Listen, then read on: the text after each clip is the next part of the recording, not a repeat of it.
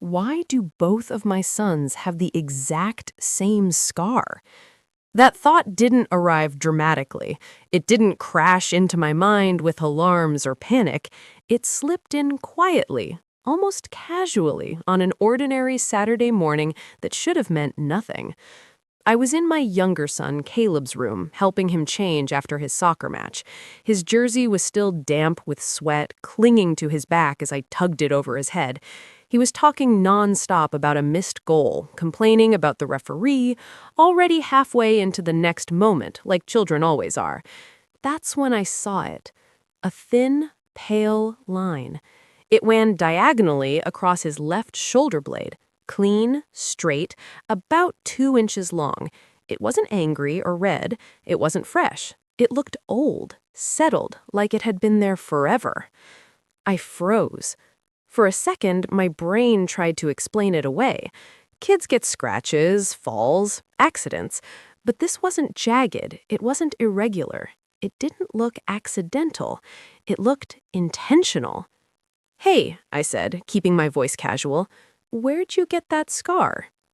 Caleb shrugged, already reaching for his hoodie. "I don't know, it's always been there."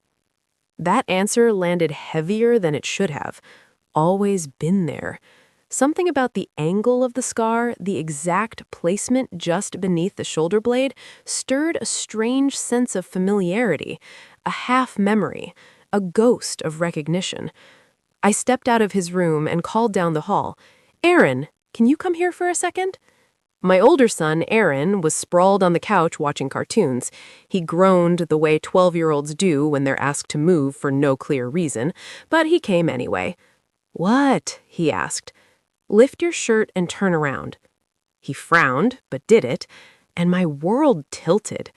There it was, the same scar, same shoulder blade, same diagonal angle, same length, same faded white color, perfectly identical. My hands started shaking before my brain could catch up. I stared at the two of them standing side by side, backs turned towards me, like mirror images with matching marks carved into them. I asked Aaron the same question. "When did you get that scar?" He answered without hesitation. "I don't know. I've always had it." The room felt suddenly too quiet. Two children, same scar, same place, same explanation. No memory of injury, no story, no reason. The statistical impossibility of it made my stomach drop. My wife Maya was out at a local book discussion group and wouldn't be home for another 2 hours. I was alone with this discovery, alone with the creeping realization that something fundamental about my own children had escaped my notice for over a decade. I had bathed them, dressed them, watched them grow from newborns to boys with scraped knees and loud opinions. I had seen their bare backs thousands of times. How had I never seen this? I sent them back to their rooms and sat on the edge of the bed, heart pounding, trying to slow my breathing. Then I did the only thing that made sense. I pulled out my phone. I opened the photo gallery and started scrolling. Last summer's beach trip. Both boys running towards the ocean, sunlight bouncing off their shoulders. I zoomed in. There it was. Faint, but unmistakable. I went further back. Camping trip, swimming lessons, backyard sprinkler photos. Every image where their backs were visible showed the same thin, diagonal mark. It had always been there, and I had never truly seen it. The realization made my skin crawl, not because of the scars themselves, but because of the blind spot they represented. Something so obvious, so physical, had existed right in front of me for years without registering. I kept scrolling. 2 years ago, 4 years ago, 6. The scars were present in every single one. I felt like someone had reached into my memory and edited it. I called the boys back into the living room and sat them beside me. I tried to stay calm, but my voice sounded foreign to my own ears. "Do either of you remember getting hurt there?" "No." "Falling on something sharp?" "No." "Falling on something sharp?" "No." I asked if their mother had ever mentioned it. They looked confused. The conversation felt surreal, like sharing a dream that no one remembered dreaming. I sent them back again and sat alone, staring at nothing. The scars were too precise, too identical. That meant one thing. Whatever caused them happened to both boys at the same time. And that thought scared me more than anything else. That night, sleep never came. I lay in bed staring at the ceiling while Maya slept beside me, her breathing slow and even, unaware that everything had already changed. My mind kept replaying the image of the scars, those thin, pale lines on two different bodies, placed with such precision that coincidence no longer felt possible. At breakfast the next morning, I watched the boys more closely than ever. Caleb was laughing, arguing about cereal, spilling milk like any other 9-year-old. Aaron sat quieter, methodically peeling the skin off his apple before eating it. Nothing about them seemed unusual. Nothing about them suggested they shared anything beyond genetics and a childhood. And yet, something had been done to them. I waited until the afternoon when Maya took Caleb to soccer practice. Aaron stayed home with me, stretched out on the living room floor, building something elaborate out of plastic bricks. "Does your shoulder ever hurt?" I asked casually. He shrugged. "Sometimes, when it's cold." That answer sent a chill through me. I asked him if he remembered ever getting hurt there, falling, scraping, getting stitches. "No," he said. "Why?" I didn't answer. I just nodded and let him go back to playing. When Maya returned, I showed her the photographs I had taken of the scars side by side. I'd aligned them carefully, matched the angles, even adjusted the lighting so there could be no argument. She stared at them in silence for a long time. "That's not normal," she said finally. "That's not an accident." We tried to rationalize. Maybe a standard newborn procedure, maybe something routine that had been done so early we'd forgotten. But the problem was simple. Newborns are not given incisions without documentation. That evening, I pulled out the storage box from the closet, the one with birth certificates, hospital bracelets, discharge papers, vaccination records. I spread everything across the dining table. 2 births, 2 different years, same hospital, same maternity wing. Brookhaven General. I read every line, APGAR scores, weight, length, time of delivery, pediatrician signatures. Nothing explained the scars. No notes about minor surgery, no procedures beyond standard care, no complications. What bothered me most wasn't what was missing. It was how clean everything looked. Too clean. Hospitals document everything, especially when something goes wrong, especially when a newborn requires intervention. The absence of any mention felt deliberate, like a page torn neatly out of a book. Maya pointed something out then, something I hadn't noticed. "Look at the attending physician," she said. Both discharge summaries had the same name, a doctor we had never met. Not the obstetrician, not the pediatrician who did the follow-ups. Someone listed only once at the bottom, as if passing through. That night, I searched the name. Nothing came up. No current practice, no hospital profile, no publications. It was as if the person had never existed outside that single line on 2 documents years apart. I sat there long after midnight, staring at my laptop, realizing something slowly and horribly. Whatever had been done to my sons wasn't random. It wasn't a mistake. And it wasn't meant to be remembered. The scars weren't injuries. They were markers. By Monday morning, the unease had settled into something heavier, something that wouldn't loosen its grip. I called Brookhaven General Hospital just after 9. I didn't accuse anyone. I didn't raise my voice. I simply asked for complete neonatal records for both of my sons, including nursing notes, procedural logs, and any consultations recorded during their first 48 hours. The woman on the line sounded calm, professional, and uninterested until I explained that both children had unexplained surgical scars from infancy. There was a pause. Then she said she would need to transfer the call. Her supervisor introduced herself as Janice Keller. Her voice carried a practiced steadiness, the kind that suggested she'd handled difficult conversations before and had learned how to give nothing away. She explained that requests for archived medical records required formal paperwork and could take several weeks. "These are my children's medical records," I said. "I'm entitled to them." "Of course," she replied quickly, "but some documentation from that period may no longer be available." That statement bothered me immediately. Neonatal records, especially in a teaching hospital, are retained for decades. I said so. Janice didn't argue. She simply repeated that availability could not be guaranteed and suggested I submit a written request. After the call ended, I felt certain of one thing. They knew exactly what I was asking for. That afternoon, Maya began calling relatives, grandparents, aunts, anyone who had visited us in the hospital or during the boys' first few weeks at home. We asked the same question every time. "Did you notice any bandages? Any procedures? Any explanation for a cut near the shoulder?"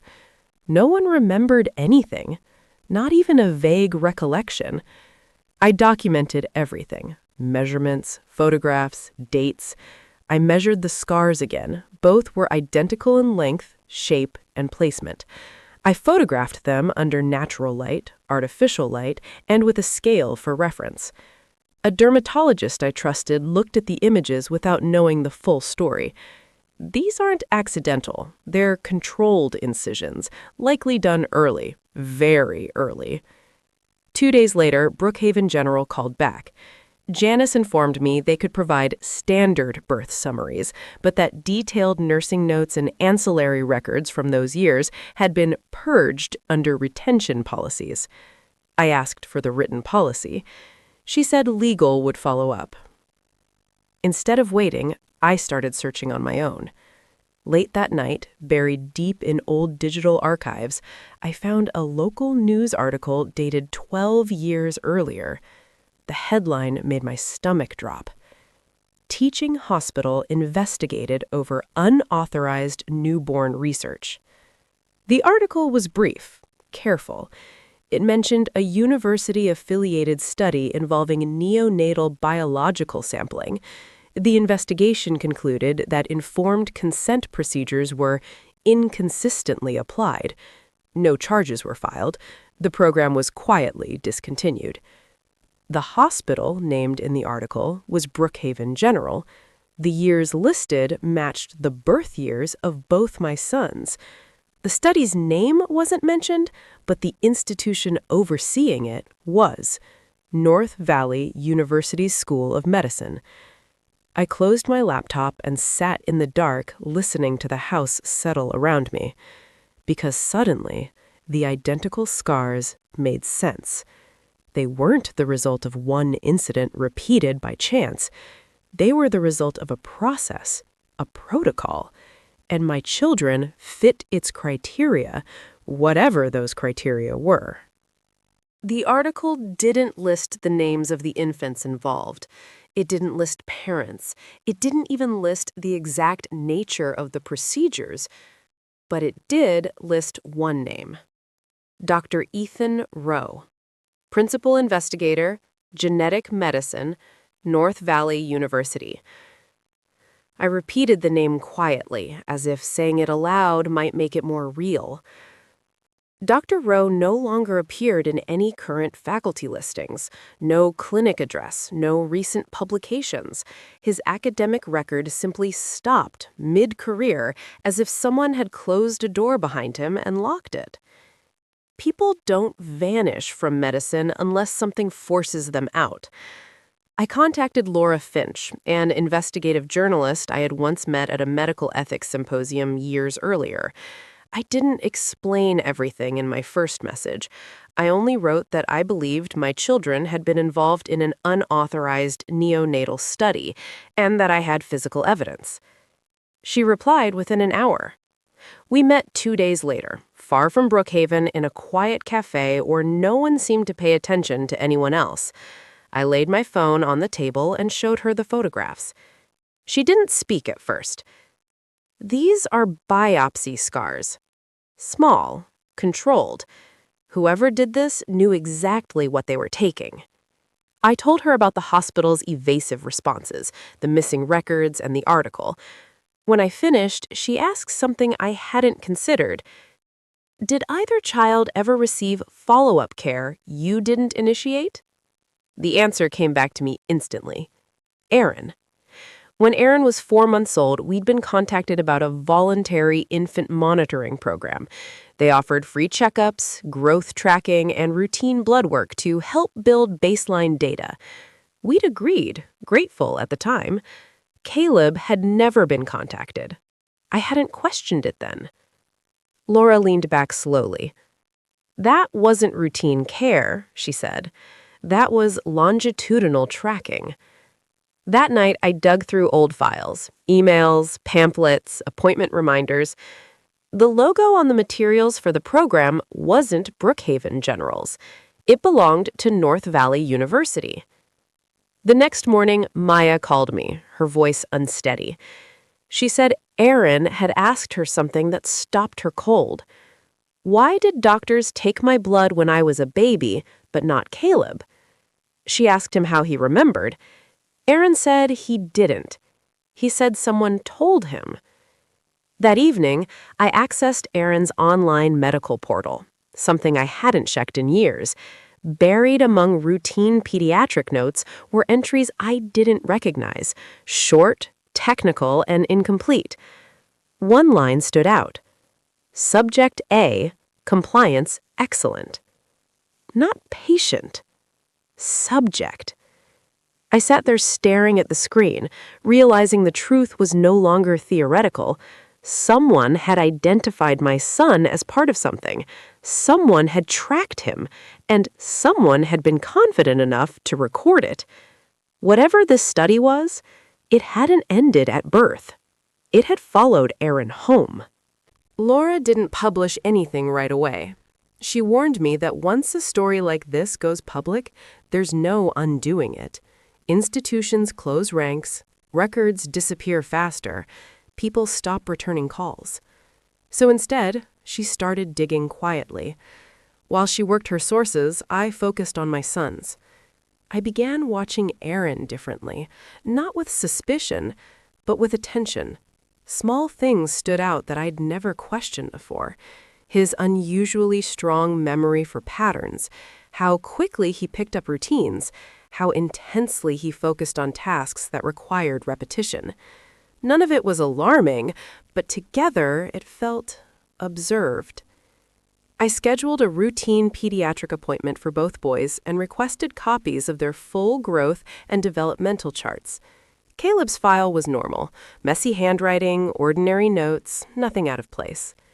Aaron's file was different. Extra graphs, additional percentile comparisons, handwritten symbols in the margins that didn't match standard pediatric notation, dates that aligned perfectly with the voluntary monitoring visits years earlier. I asked the pediatrician about it. She hesitated before answering. Some of these assessments weren't ordered by me, she said carefully. They came as part of an external program. Which program? She checked the file again.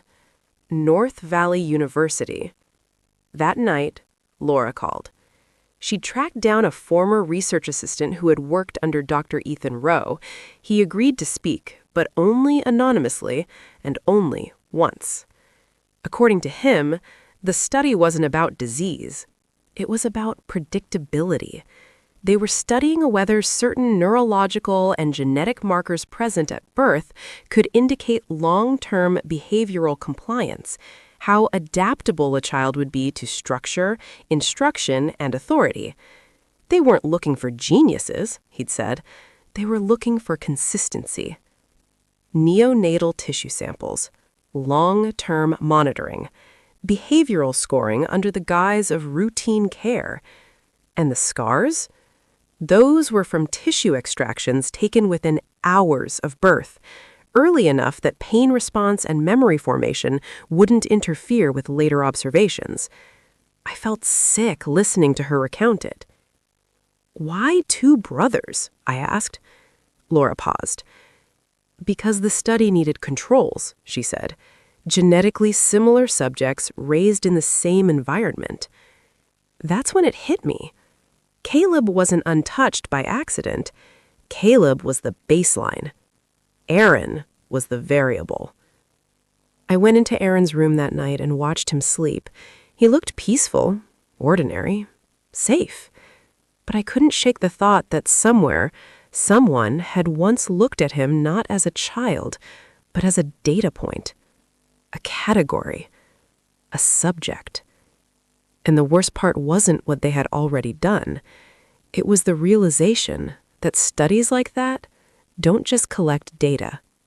They wait. Laura warned me not to make any sudden moves. "Once you request the wrong record," she said, "people notice." But it was already too late for caution. A week after her call, I received a letter from Brookhaven General.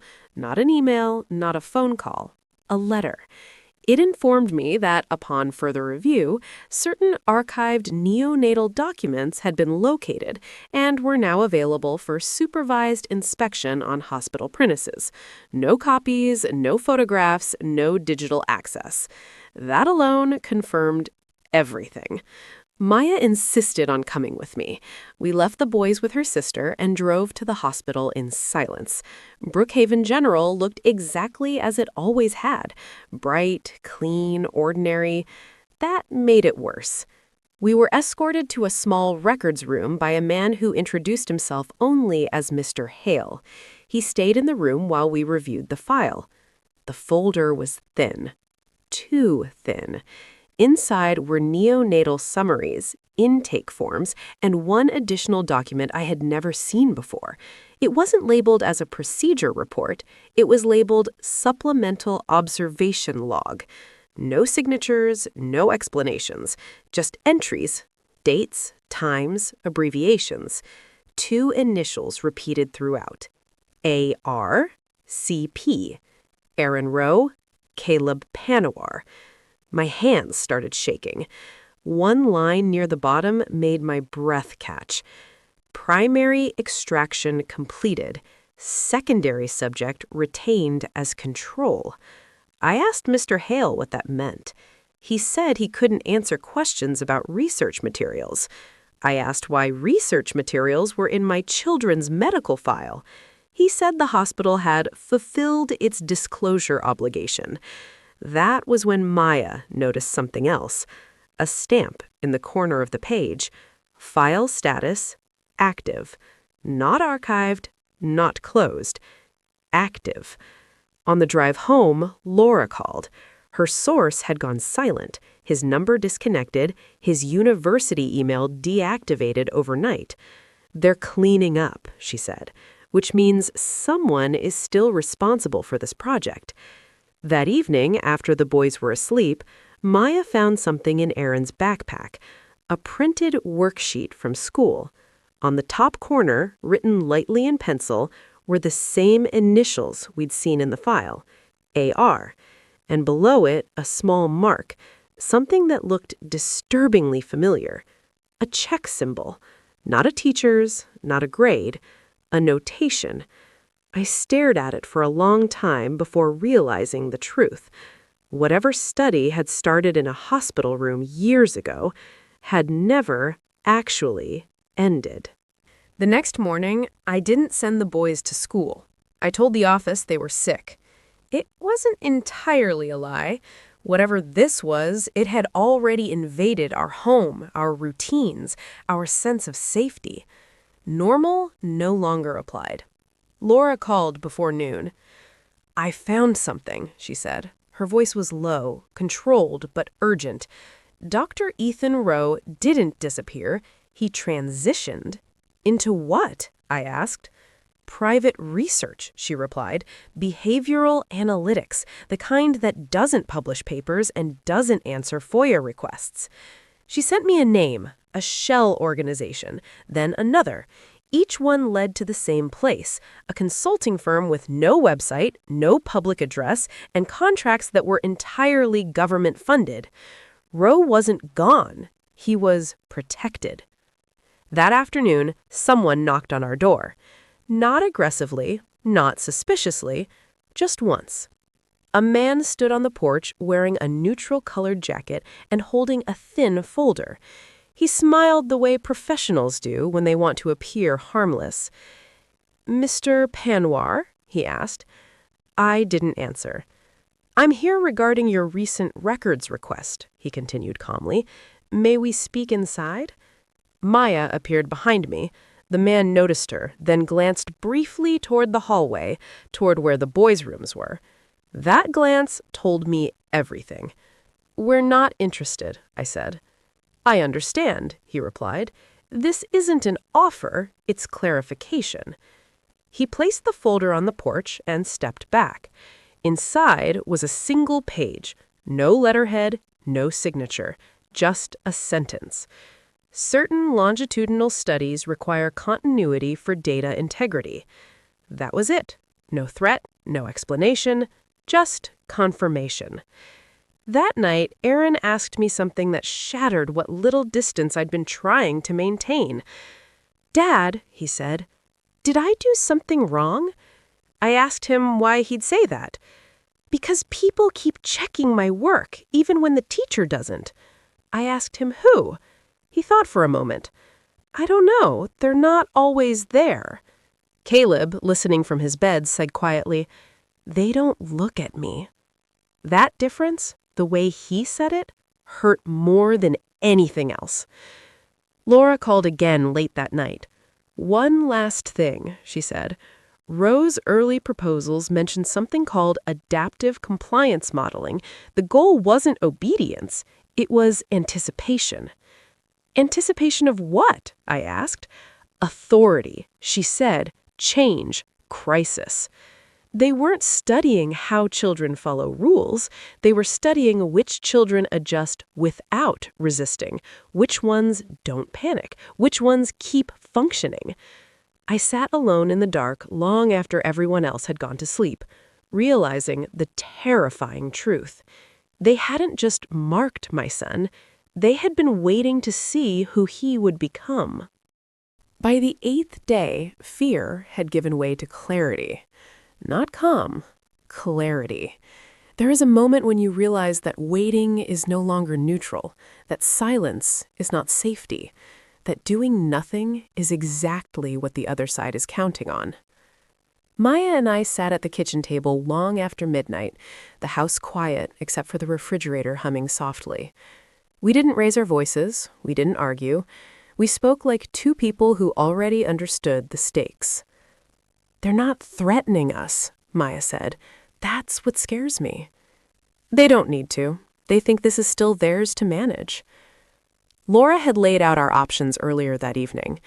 If we went public immediately, the story would explode, but without documents, it would also fracture. The institutions involved would deny everything. They'd bury the narrative under legal language and procedural ambiguity.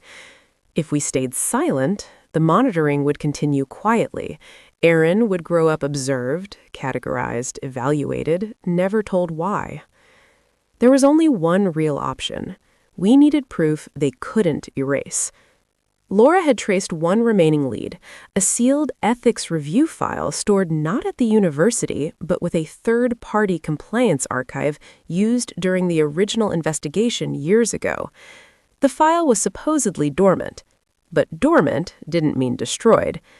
Accessing it wouldn't be legal in the strictest sense. It wouldn't be theft, but it would cross lines that couldn't be uncrossed. "Once we open that file," Laura warned, "they'll know someone did." The decision wasn't heroic. It was parental. I thought about Aaron asking if he'd done something wrong. I thought about Caleb realizing no one was watching him. I thought about two identical scars, placed deliberately, and the arrogance required to believe no one would ever look closely enough to question them. "Do it," I said. 2 days later, Laura called me from a number I didn't recognize. "I have it," she said. Her voice was steady but tight. "And it's worse than we thought." The ethics file wasn't about consent violations. It was about continuation approval. The board had raised concerns about long-term monitoring without disclosure. The response, written by Dr. Ethan Rowe himself, argued that disclosure would compromise behavioral authenticity. Children, he wrote, should not know they were being observed. Parents, he wrote, would interfere. The board had voted against continuation. The project should have ended. But it hadn't, because attached to the file was an addendum, a transfer authorization. The study had been reclassified, moved, removed from academic oversight and placed under a private research exemption. No ethics board, no expiration date, no obligation to inform subjects. At the bottom of the document was a familiar phrase: subjects demonstrating optimal adaptation to be retained for extended observation. Aaron's initials appeared 3 times. Caleb's appeared once. Next to Caleb's name was a single word: control, inactive. I closed my eyes, feeling something inside me harden.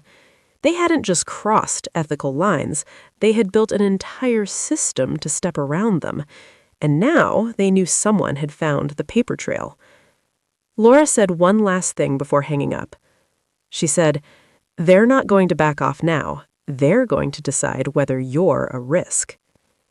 I went into Aaron's room and sat beside his bed, watching him sleep.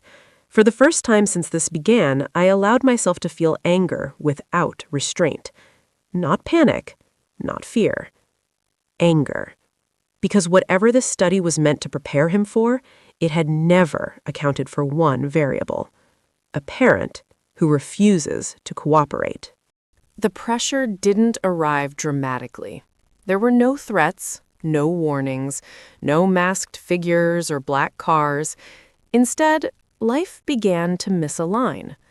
The boys' school called to say there had been a clerical issue with enrollment records. Aaron's standardized test scores were suddenly flagged for review.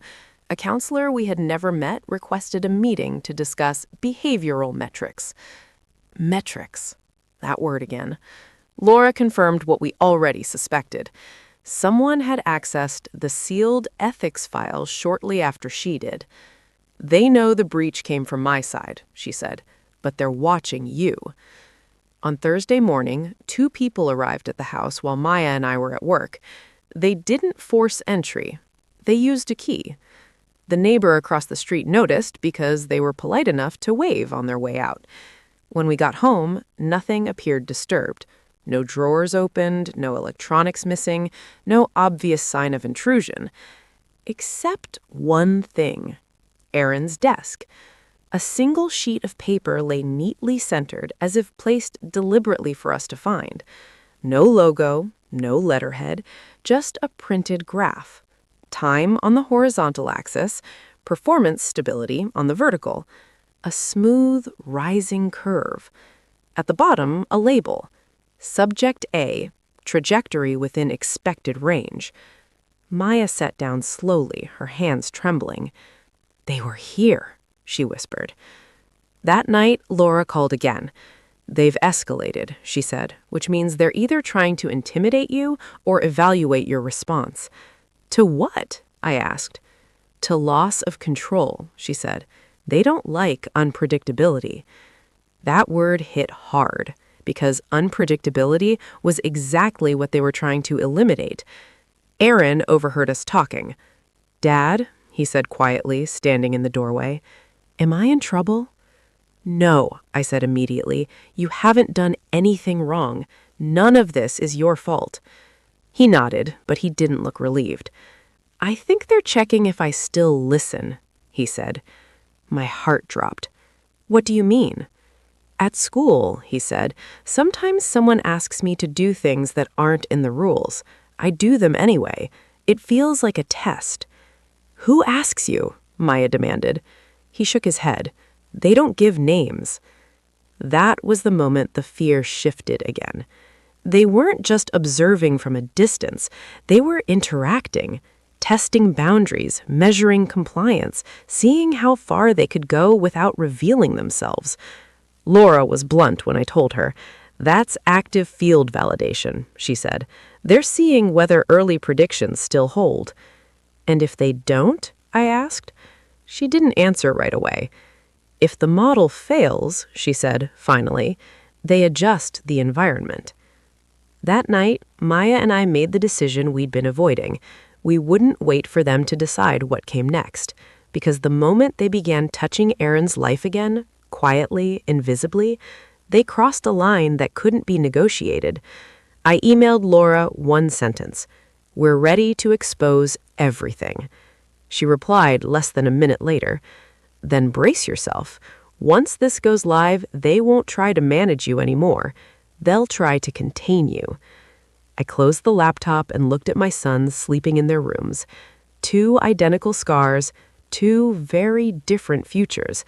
And for the first time, I understood something chillingly clear. The study had always been about adaptation. Now it was about resistance. And they were about to find out how unpredictable a family can become when it stops being afraid. Laura didn't leak the story. She released it. At exactly 6 a.m. on a Monday, the article went live across 3 platforms simultaneously: an investigative journalism site, a medical ethics forum, and a mainstream news outlet willing to take the legal risk. The headline was careful, but devastating. Children without consent, inside a hidden neonatal research program that never ended. No speculation, no emotional language, just documents.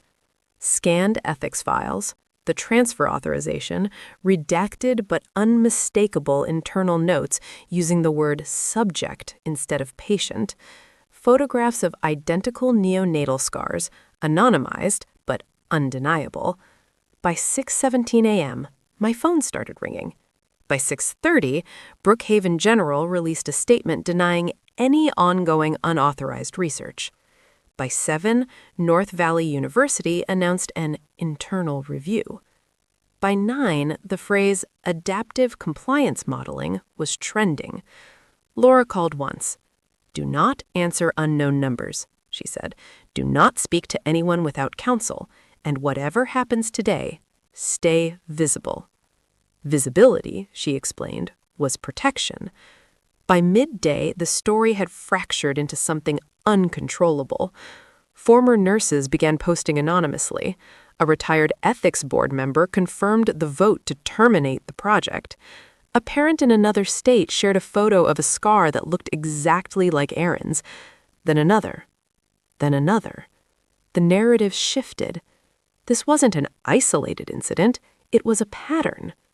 At 2:40 p.m., 2 federal agencies announced a joint inquiry. At 3:15, the consulting firm Laura had traced back to Dr. Ethan Rowe quietly dissolved, its website replaced with a generic error page. At 4 o'clock, someone finally came to our door. This time, they showed credentials. They were polite, direct, official. They asked to speak with Aaron. I said no. They didn't argue. They asked for interviews, records, timelines. They promised protection. They did not promise answers. That evening, Aaron sat beside me on the couch while the news played silently on television. "They're talking about me," he said. "Yes," I answered honestly, "but not because you did anything wrong." He thought about that. "Are they still watching?" he asked. I looked at the screen, at analysts arguing, experts speculating, anchors mispronouncing technical terms. "No," I said, "not the way they were." Caleb leaned over from the other side. "Because now everyone is," he said. That night, Laura sent one final message. "You broke the model. They can't predict outcomes when subjects become witnesses." I turned off my phone and sat in the quiet, knowing something fundamental had shifted. The study had depended on silence, on isolation, on the belief that subjects would never compare notes. It had not accounted for exposure, it had not accounted for parents, and it definitely did not account for what happens when data stops being private and starts being public truth. The silence didn't come immediately. For the first few weeks after the story broke, our house felt louder than it ever had. Phones buzzing, emails arriving by the hour, reporters parked 2 streets away pretending to check directions. Then, slowly, something changed. The call stopped coming at night. The unmarked sedan stopped circling the block. Aaron's school principal asked fewer concerned questions. It wasn't peace. It was withdrawal. Federal investigators interviewed us twice more, both times careful, almost deferential. They never used the word experiment. They said program. They said initiative. They said procedural deviation. But one of them, a woman with tired eyes and a stack of folders thicker than a phone book, said something honest as she packed up her files. "You weren't supposed to notice," she said quietly. "That's the part they didn't plan for." Through Laura, we learned pieces of what was happening behind closed doors. The program had been officially dead for years, but its data hadn't been. The models built from it were still in use. Hospitals across multiple states had licensed variations without ever asking where the original inputs came from. No single villain, no dramatic mastermind, just layers of approval, each one distant enough to claim ignorance. Brookhaven General CEO resigned for personal reasons. North Valley University suspended 2 research departments pending review. A sealed federal complaint was filed under a statute most journalists had never heard of. But nothing felt like justice. Aaron noticed that before I did. "They're not saying sorry," he said one evening as we watched a press conference. "No," I admitted, "they're saying careful." Caleb, older and sharper, asked the question I'd been avoiding. "So what happens to us?" It turned out to be the hardest part. We were offered relocation assistance, long-term medical monitoring, a settlement discussion, quiet, conditional, generous enough to tempt exhaustion. What they couldn't offer was certainty.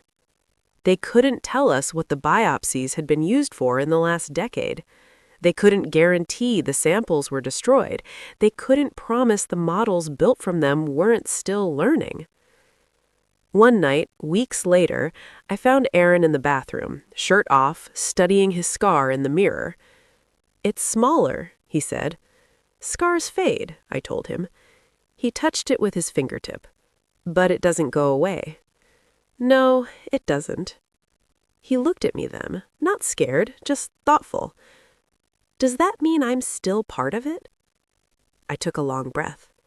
"It means something was done to you," I said carefully, "but what you become after that is yours." That answer seemed to satisfy him. School resumed its normal rhythm. Soccer practices returned. Homework arguments replaced legal briefings at the dinner table.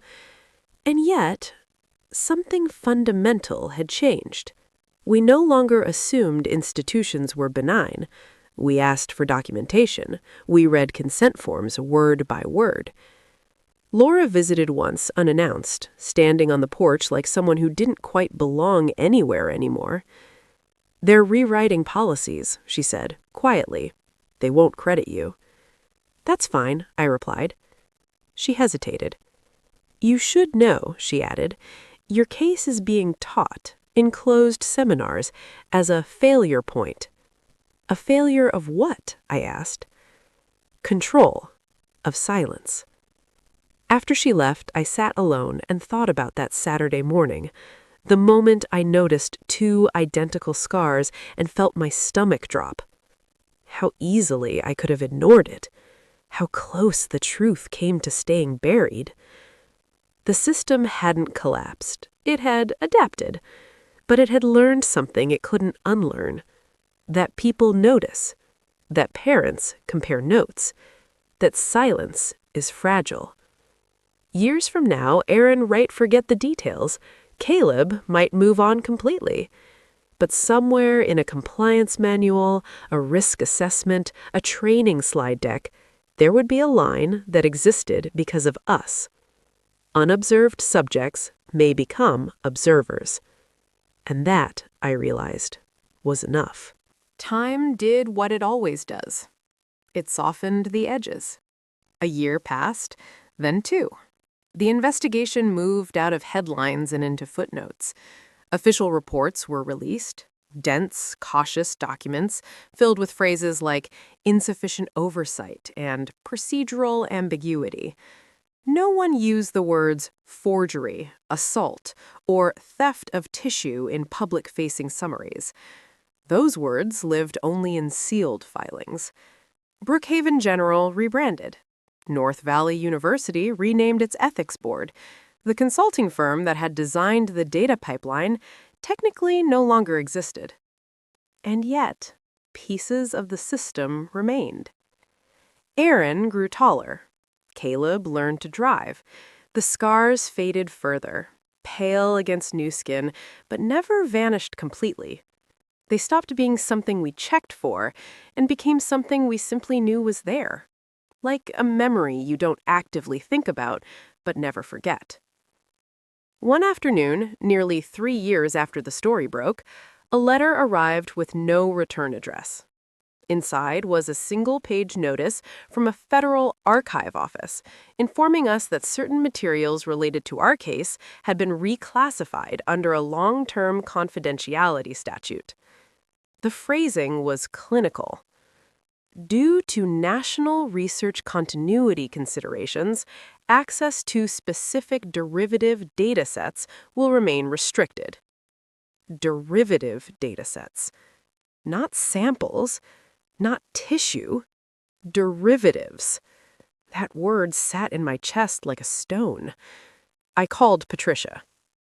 She sighed before I even finished reading the sentence.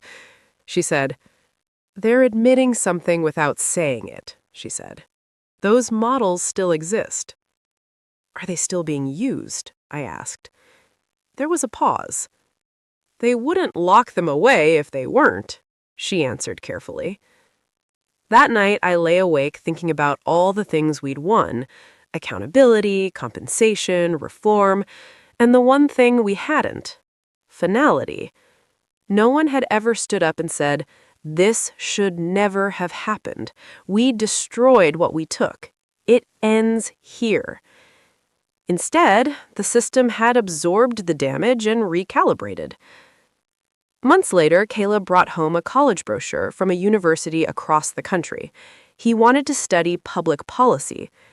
He said, "They teach ethics through case studies. Guess which one's in the curriculum?" I didn't ask. Aaron, quieter now, more inward, surprised me one evening with a question I'd hoped he wouldn't ask yet.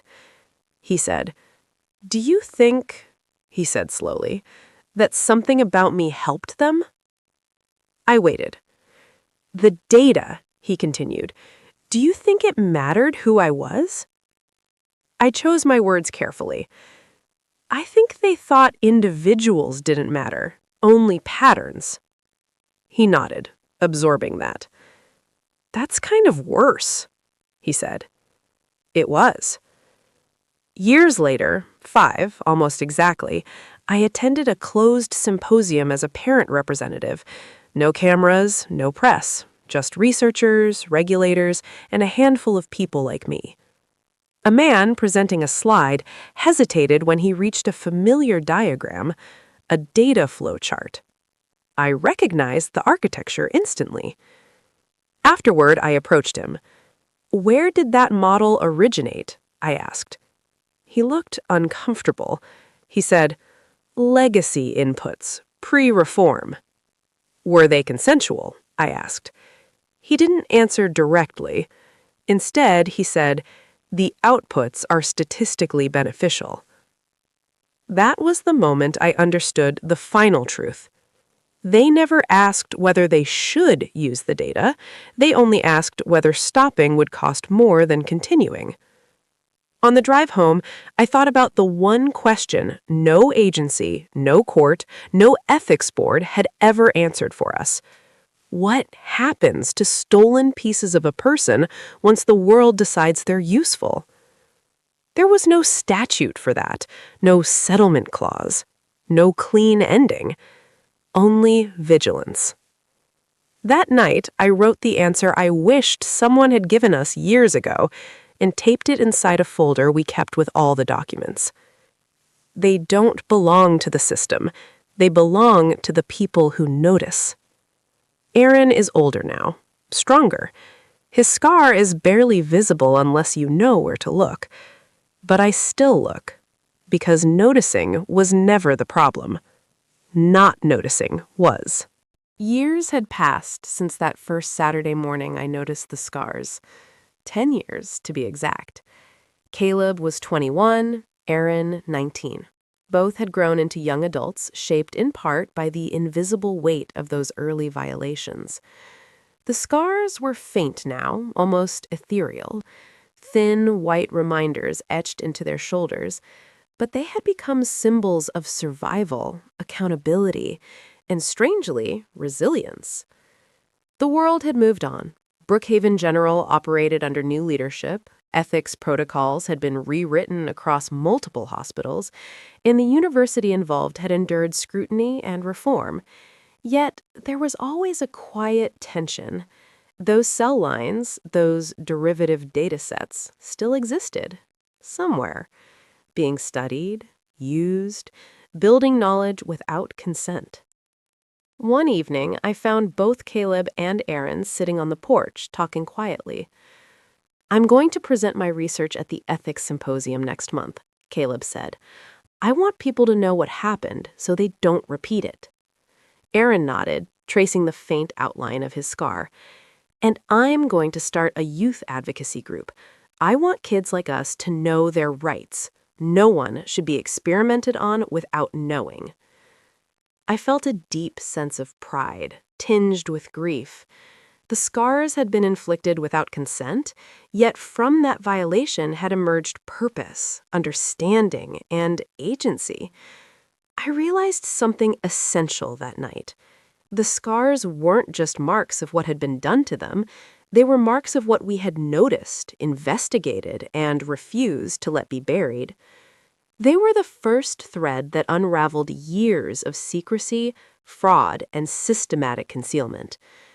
The settlement funds had helped. College funds, scholarships for underserved students, donations to advocacy groups, all ways to transform a violation into something constructive.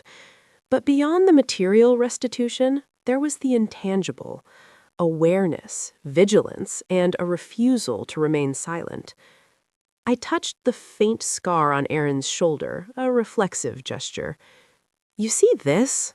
I said quietly. "This is why we noticed. This is why we fought. And this is why you'll carry not shame, but knowledge." Aaron smiled faintly. "I know, Dad, and I want other kids to carry the same." In that moment, I understood fully. The scars, once symbols of intrusion and violation, had become emblems of accountability, courage, and action.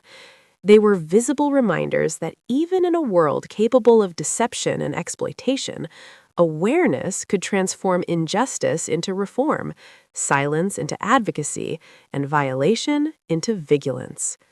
And as the sun set behind our house, I realized something profound. The story that began with 2 tiny, unnoticed scars had changed the lives of nearly 100 families, reshaped hospital oversight, informed medical ethics education, and inspired a generation to question, notice, and act.